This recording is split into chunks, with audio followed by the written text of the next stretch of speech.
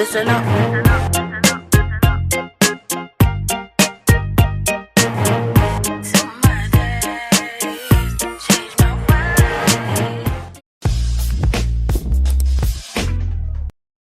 Bonjour à tous, aujourd'hui jour 7 ou 8, je sais plus, en tout cas c'est le tout dernier jour à Cannes. Je suis un petit peu déçue, mais aujourd'hui je vais voir que des films qui ont l'air extrêmement bien, dont un film de Saïd Roustaev, vous savez, le réalisateur iranien que j'aime beaucoup. Et là du coup on va voir ce nouveau film, Leila Brothers. Donc entre Leila Brothers, un petit frère et sœur, on ressent vraiment que les réalisateurs ils étaient pas inspirés avec le Covid et qu'ils se sont recentrés sur la famille. Je vais monter cette côte.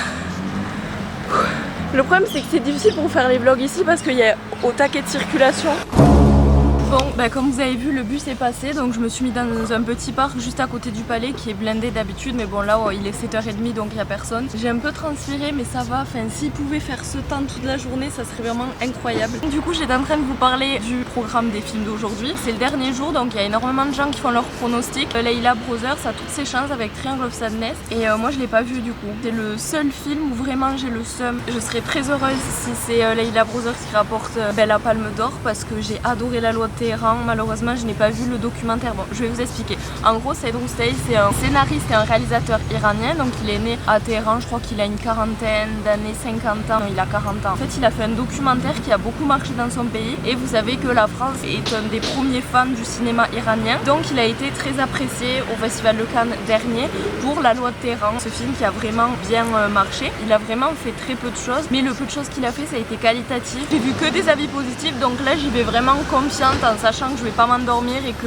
tout va bien se passer. Ensuite je vais voir Close de Luca Dont, donc je crois que c'est son premier court métrage, en tout cas c'est la première fois qu'il est à Cannes je crois. Il est très jeune, il a que 31 ans et c'est un scénariste et réalisateur belge. Et aussi Close, j'ai vu que ce film était soi-disant nécessaire, donc je vous apprends rien, à chaque fois que je vais voir un film je ne sais pas de quoi ça parle, je connais juste l'affiche et le réalisateur. Tout le monde dit que c'était très touchant, beaucoup de personnes ont pleuré, donc j'espère que ça va pas être le cas parce que tout à l'heure du coup j'ai le shooting avec la fille, donc j'ai pas envie que mon maquillage coule. En fait j'ai dit des bêtises, il a fait un long métrage qui s'appelait Girls qui a été sélectionné en 2008 pour l'Académie. Ensuite, bonjour, c'est une fleur. Merci. Merci beaucoup.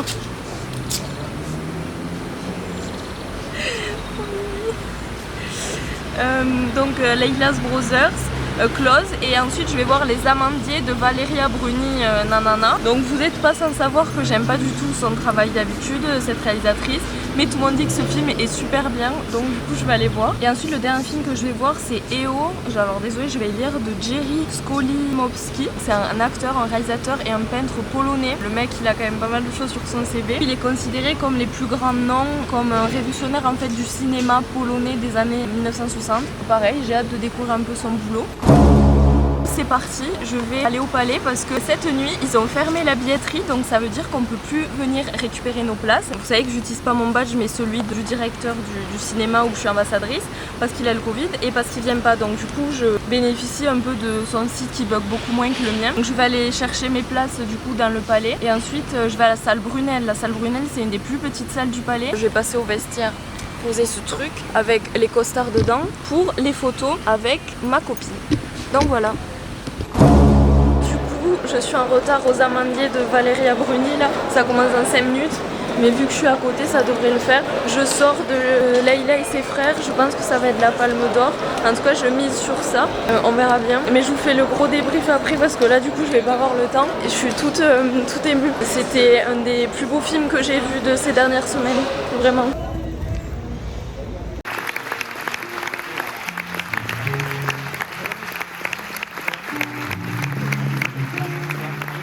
Je sors des Amandiers de Valeria Bruni. Étonnamment j'ai bien aimé, même si c'est assez simple.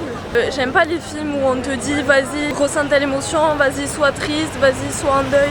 En fait c'est que des trucs comme ça et ça me saoule en fait. Genre musique triste et tout, mais au premier abord j'ai aimé, même si c'est un peu les Olympiades version avec un peu moins de sexe et plus de drogue et un petit peu plus de théâtre. Mais en soi c'est un bon film pour ados, mais il est quand même qualitatif et genre je peux pas être méchante par rapport à ce film parce que ça se voit qu'il y a eu du boulot et tout et c'était pas nul en fait. En tout cas j'ai ressenti pas mal d'émotions, j'en parlerai peut-être plus tard, mais à chaud c'est un bon film, pas pour une palme d'or ou quoi que ce soit. Ça ça m'a fait mentir, genre juger avant de savoir. Du coup, c'est oui, malgré ses faiblesses.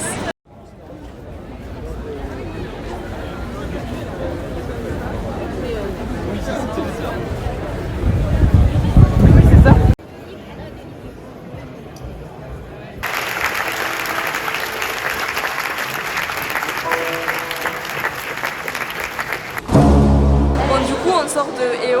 Oui. Qu'est-ce que vous en avez pensé? C'est un film un peu particulier parce que le personnage principal du film est un âne et en fait on suit un peu l'histoire de cet âne et ses péripéties, notamment à travers l'Europe. Une fois qu'on passe outre, on va dire, cette petite particularité, moi je trouve ça vraiment très agréable. En fait, c'est vraiment un film qui traite principalement du bien-être animal et éventuellement même de la méchanceté des hommes vis-à-vis de la condition animale, globalement. Donc ouais, j'ai passé un beau moment. Le film n'est pas très long, il dure 1h30. Ouais, ça se regarde très vite. Ça se regarde, voilà, c'est ça. Et il n'y en a pas besoin de plus non plus. De toute façon, le sujet est tel qu'il est.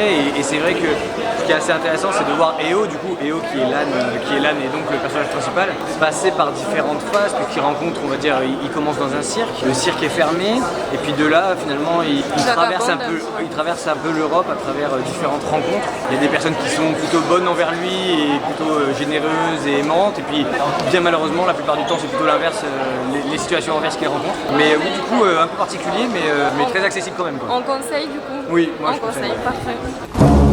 Bon les gars, je sais pas si vous allez me voir, il y a beaucoup de soleil. J'ai vu EO, donc je vous ai mis la réaction d'un spectateur. C'était incroyable, je vous en parlerai après. Là je suis un peu pressée, je vais prendre le bus pour rentrer chez moi et me changer parce que du coup j'ai fait un petit shooting, j'ai les pieds tout mouillés et pleins de sable. Donc je sais pas si vous avez vu le shooting dans les années 70 de Hitchcock. J'ai fait le même shooting dans le sable, donc du coup je suis grave dégueulasse parce que je me suis mis carrément dans l'eau avec le cigare et tout, enfin comme lui. En fait je suis bien sapée mais je suis mal sapée, je sais pas si vous voyez, on dirait vraiment une dame de la sécurité. Donc je vais me changer. Les filles avec qui j'étais, elles ont réussi à avoir une place pour la cérémonie clôture de ce soir. Elles veulent absolument y aller ensemble, donc si elles ont qu'une place, elles me la donnent.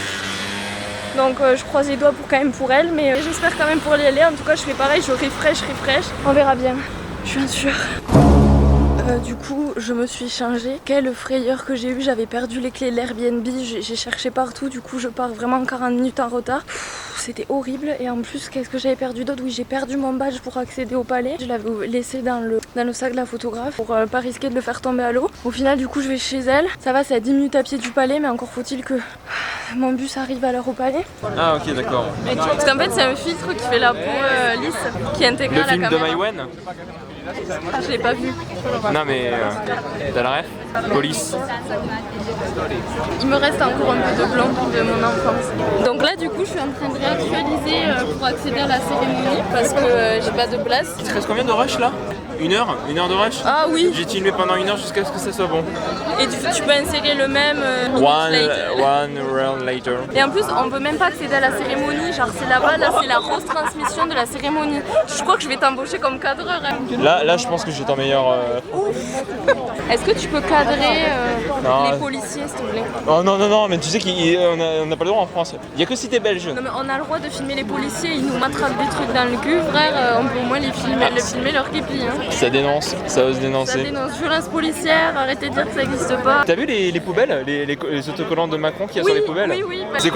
C'est quoi ton pronostic? Layla's Brothers, et après c'est des films que j'ai pas vus. Mais c'est pas du... Non, et ta palme d'or? Mais objectivement ma palme d'or à moi c'est Crime of the Future, mais sinon c'est Layla's Brothers. Bah, moi pour ma part c'est l'auto en montagne, voilà. J'ai pas vu. Et au pire tu peux toujours placer la vidéo M6 hein, parce que je te rappelle que je suis une rosta maintenant. Bah oui, parle, je t'en prie, arrête de filmer que moi. 7 prix seront décernés. Le plus prestigieux d'entre eux est la Palme d'Or et nombreux sont ceux à déjà avoir fait leur choix. Moi c'est Close, j'ai adoré la colorimétrie, le jeu des acteurs est génial et je pense qu'ils sont prometteurs, il faut les surveiller. Ma palme d'or c'est le auto-montagne, j'ai trouvé ça vraiment magnifique. Non mais je suis choquée, on vient de passer. Bon, après du coup c'est la retransmission, c'est pas le... On va pas voir les acteurs et tout mais c'est ouf. Salut, bonjour YouTube. Je suis trop contente. C'est la meilleure interaction. Oh, c'est génial.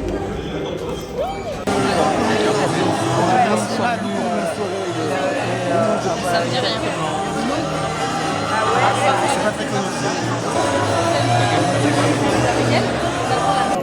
Oh là là, là mais qui m'agace.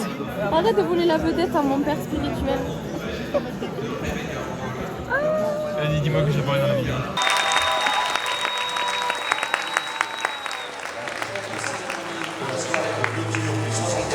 Festival de Cannes, Virginie Efira.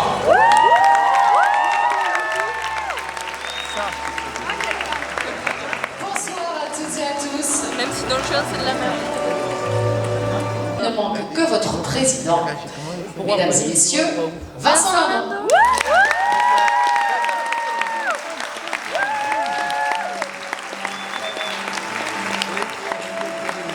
Quel homme, il est trop beau. Can you all say hello to my mom? Bonjour à ma maman.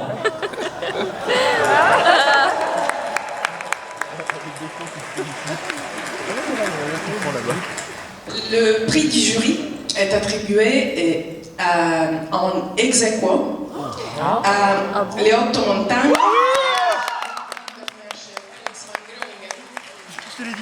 Ouais, tu me l'as dit. Et I.O. C'est parfait. Mais oh, mais c'est des choses de fou. Trop bien. C'est trop bien. Oh putain. Oh, je suis trop contente. And the award goes to close.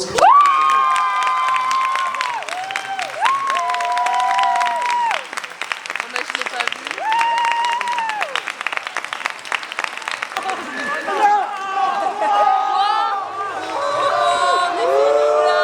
C'est n'importe quoi. Mais quelle angoisse.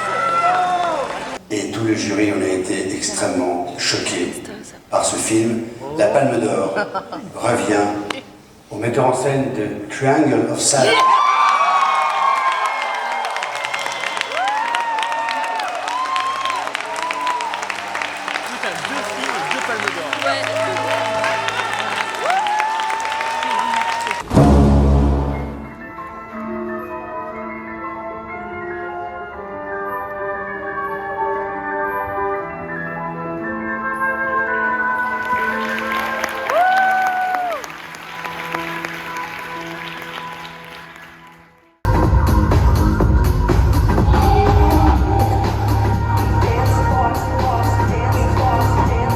La cérémonie de clôture est terminée. Triangle of Sadness a remporté la Palme d'Or. Tu cries, wesh. Donc je m'y attendais pas parce qu'étant donné que j'avais pas vu le film, mais du coup chaque année après la cérémonie, ils diffusent le film qui a remporté la Palme d'Or. Donc du coup j'ai pu le voir. J'ai été vraiment étonnée, j'ai beaucoup aimé, mais peut-être pas au point d'une Palme d'Or. J'avoue, petit débrief sur Triangle of Sadness. Très très bien. C'est tout.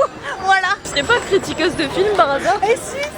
Non, en fait elle est photographe, on peut pas tout avoir. Voilà. Mais il y a trop de bruit et ils sont déjà en train de tout démonter. Le festival c'est fini depuis 1 heure et ils démontent déjà tout, c'est fou.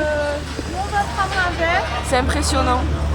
J'avais une invitation pour un carré VIP sur le Carlton, mais j'en ai qu'une. Et la dame ne répond plus. Elle m'a DM à 20h et du coup là je lui ai répondu c'est minuit donc je pense qu'elle dort. Donc on va dans un autre bar. Je vous avoue que mes vlogs de Cannes n'étaient pas riches en soirée parce que j'ai vu que des films. Mais on verra l'année prochaine. Je prendrai des vitamines.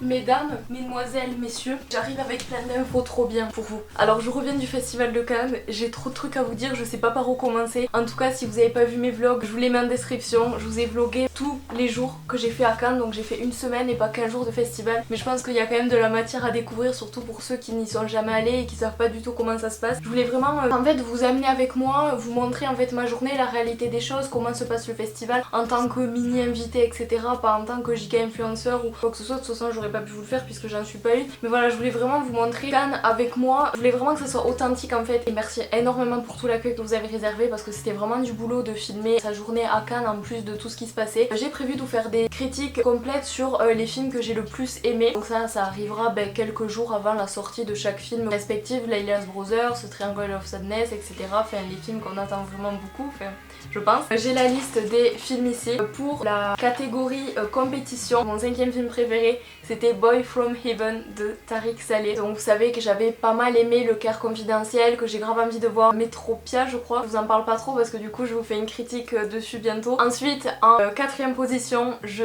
dirais sans hésiter Triangle of Sadness. C'est le dernier film que j'ai vu à Cannes, tout simplement parce que la cérémonie, bon j'ai pas réussi à assister à la cérémonie en direct dans la salle avec les acteurs présents etc. Mais j'ai réussi à aller dans la salle de Bussy où en fait il y avait la retransmission en direct et c'était quand même une ambiance assez folle. Il y avait quand même pas mal de journalistes, pas mal de jeunes qui... Voilà, c'était un peu comme au PMU, on criait à chaque résultat comme s'il y avait un match de foot. Enfin, c'était vraiment très familial, très convivial, j'ai adoré l'ambiance. Donc c'était vraiment trop cool. Donc dès qu'il y a une palme d'or qui est remportée, après la cérémonie, ils diffusent le film qui a eu la palme d'or. Donc du coup j'ai réussi à me réincruster dans le grand théâtre de lumière alors que normalement tu peux pas. Donc j'ai fait genre... bref, j'ai réussi à rentrer. Je me suis pris une énorme claque. Ce film a bien évidemment ses défauts, mais il a ses grandes qualités et une originalité folle qu'on retrouve pas du tout en ce moment en fait comparé à tous les sujets qu'il aborde. J'ai vraiment été très surprise et pas déçue parce que c'est vrai qu'il s'était fait énormément saucer à Cannes, genre vraiment tout le monde en parlait et moi de l'avoir pas vu, quand il y a eu la palme d'or j'étais là ouais et tout parce que j'aimais bien Ruben mais je pouvais pas m'exclamer parce que je savais pas si le film j'allais le trouver quali ou pas, donc du coup 4ème position. Ensuite la 3ème position, ça se resserre un petit peu, c'est Io de Jerry, je sais plus comment. Ce film il sort le 26 octobre donc il faudra que vous patientez encore un petit peu. C'est l'histoire du monde perçu par les yeux d'un âne et par rapport à tous les chemins et les nombreux obstacles qu'il rencontre, pardon j'arrive pas à parler. Très perturbée par ce film, donc c'est vraiment un film de genre, un film d'auteur avec des plans, on dirait en fait un film expérimental en fait entre ces ambiances de néon rouge, ces travelling de qualité, comment on ressent les choses par rapport à l'âne. Donc oui il y a un âne mais il n'a pas, justement ce film dénonce vraiment ça, l'esclavagisme des animaux, le fait qu'on les pousse à bout etc. Donc il y a eu 6 ânes dans tout le tournage, il n'y en a pas eu qu'un et on les a laissés se balader, ça a été vraiment très libre en fait. Merci Cannes d'avoir diffusé ce film qui m'a vraiment plu et qui j'espère plaira vraiment au grand public. J'ai hésité vraiment entre celui-là et l'autre que je vais vous parler, mes top 2 c'est vraiment Layla's Brothers. Malgré tout ce qu'on peut dire sur ses lenteurs, comme quoi il n'y a pas de musique, comme quoi les dialogues sont d'une richesse folle, on dirait une pièce de théâtre mais de luxe. Saïd Rousteing nous propose là un film tellement social, familial, personnel, authentique, intimiste, etc. J'aime beaucoup ce réalisateur, j'aime beaucoup la façon dont il se démarque et surtout en fait ça, comment on explique sa poigne, genre son envie de créer toujours plus et de faire des trucs de plus en plus qualitatifs. Donc maintenant on va passer au top 1, donc je pense que tout le monde s'en doute, c'était Les Crimes du futur de David Cronenberg. J'ai failli bégayer en oubliant son nom. Je vous ferai pas de critique parce que je vous en ai déjà beaucoup parlé sur les réseaux, je vous ai vraiment dit pourquoi j'aimais ce film, j'en ai aussi beaucoup parlé sur mes vlogs et c'est un film quand même qui a ses défauts, ses lenteurs etc. Vu l'accueil que les gens lui ont réservé, j'étais quand même assez choquée même de part de l'après, je crois que c'est 2,5 ou 3 alors que c'est vraiment pas un navet, c'est vraiment un bon film de genre, un bon film qui mêle médecine et sexualité. Je trouve que les deux vont très bien ensemble, je trouve que la réalisation est top, elle est assez douce, je trouve que c'est une des premières fois où elle est pas hautaine dans ses rôles, en tout cas pour moi parce que vous savez que j'ai du mal avec cette actrice là. C'est lyrique, c'est beau etc. Donc oui peut-être il y a des tirades un petit peu trop longues, il y a beaucoup de métaphores qui sont faites, il y a beaucoup de paroles, mais de là à dire que Tim Lin elle sert à rien, donc Kristen Stewart non, Tim Lin elle apporte vraiment son côté sensible, son côté humain en fait à ce monde qui bascule vers notre côté et en fait elle est vraiment ce milieu entre le monde d'avant et le monde d'aujourd'hui, mais elle est à la fois curieuse mais à la fois nostalgique, elle se méfie. Enfin, moi je trouve ça, j'ai trouvé ce film excellent, genre vraiment, et peut-être que plus tard je dirais en fait non c'est juste parce que je sauce trop David Cronenberg, je ne sais pas mais franchement je pense pas. Donc ensuite pour mon top de hors compétition, donc le premier j'ai vraiment hésité entre le 4 et le 5 mais je dirais que c'est Trouble in Mind, donc le documentaire de Jerry Lee Lewis réalisé par je ne sais plus qui. Donc vous savez que j'aime trop les biopics, j'aime trop surtout les documentaires documentaire. Vraiment là c'était incroyable pour quelqu'un qui est fan, c'était vraiment top. Peut-être un peu trop d'images de concert, d'archives, parce que des fois il meublait un peu avec des trucs de concert, on s'en fichait un peu. Ensuite le quatrième c'était Asbestas. Je sais pas si je vous ferai une vidéo dessus, je pense que je vais me concentrer sur la sélection officielle. Mais j'ai croisé l'équipe de Pardon le cinéma en sortant. Bon, Simon lui on sait même pas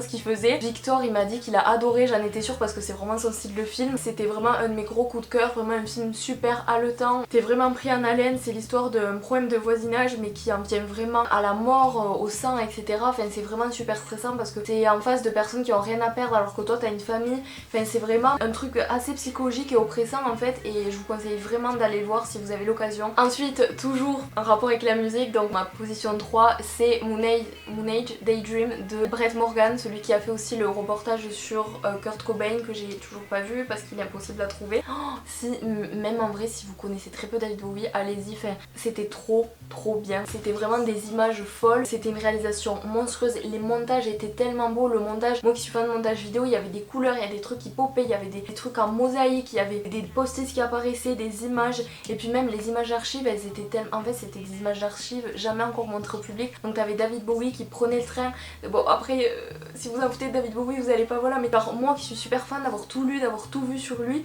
là d'avoir vu des images que j'avais jamais vues, ben, c'était très intime et très bien réalisé, donc franchement 10 sur 10. Ensuite ma position 2 c'est Dodo de Panos Koutras. Ça c'était vraiment une comédie fantastique, tout ce que vous voulez. Il y avait un personnage en écran de synthèse, des portugais, des russes, ça parlait en toutes les langues, ça faisait des blagues sur tous les styles, que ce soit sur la religion, sur la sexualité. Des gens ils ont pas aimé, ils ont dit que c'était trop long, mais moi j'ai trouvé ça super amusant. En fait on pouvait rigoler de tout, c'était vraiment un film tellement riche et tu ressens vraiment la créativité dans le cerveau du réalisateur, il te balance tout ça. J'ai trouvé ça vraiment excellent, je veux plus de films comme ça, genre vraiment. Ensuite mon top 1, alors là si un jour ma Vivi d'avant aurait dit attends mais tu vas mettre en top 1 une comédie française, oui, alors Fumer fait tousser de Quentin Dupieux. Donc je vais pas m'auto-proclamer fan de Dupieux parce que je l'ai connu que très récemment et j'ai pas vu tous ses films, j'ai pas visiblement vu ses meilleurs. Dupieux c'est vraiment un mec que je vais suivre de très près, que j'ai vu de très près du coup à Cannes parce qu'il y avait plus de place en haut, et du coup en bas c'est vraiment la bourgeoisie, les gens invités, les amis d'amis,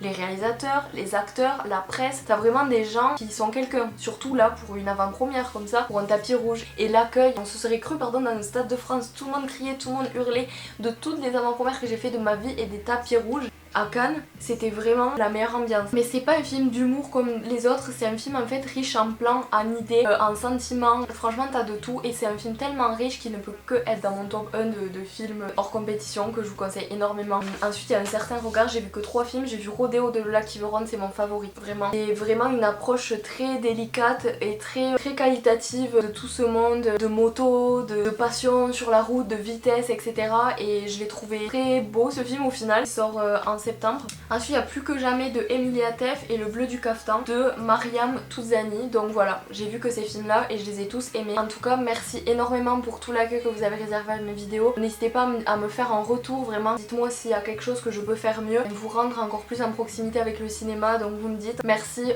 pour tous les messages que j'ai reçus, pour mon premier tapis rouge, pour mes premières vidéos là de Cannes. Enfin, franchement j'ai été sur un nuage et j'ai encore du mal à redescendre pour être honnête, d'avoir bu, mangé, parlé, communiqué, vu des films avec eux, des passionnés, des gens super intelligents, super intéressants et culturellement riches, mettre des noms sur des visages et tout ça. Après il y a de tout, il y a des gens qui se la pètent en Rolex, il y a des gens qui connaissent rien au cinéma et qui viennent, qui soient connus ou non. Enfin voilà, c'est vraiment Cannes aussi, c'est beaucoup m'as-tu vu. Moi je vous avoue que des fois je me sentais pas à ma place niveau rang social, etc. Mais en tout cas où je me sentais à ma place, c'est vraiment en tant que passionnée. Avec grand plaisir je referai l'expérience et voilà. Allez voir des films, vous allez voir ce qui va sortir, vous êtes vraiment pas prêts. Et encore là je vous ai fait que top 5. Chaque fois je pense à top 5, top 10, je pense à Fortnite. Bon bref, vive le cinéma, à bientôt.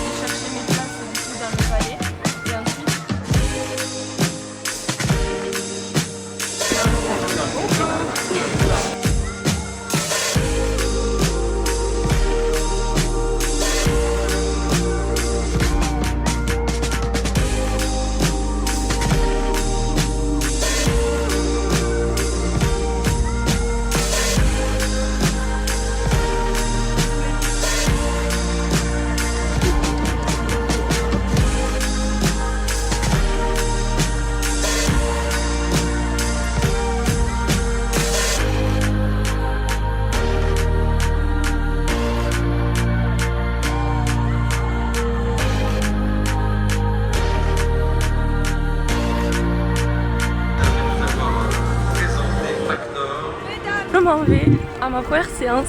Aujourd'hui je vais voir Hunt, jour 7, en tout cas c'est le tout dernier jour à Cannes.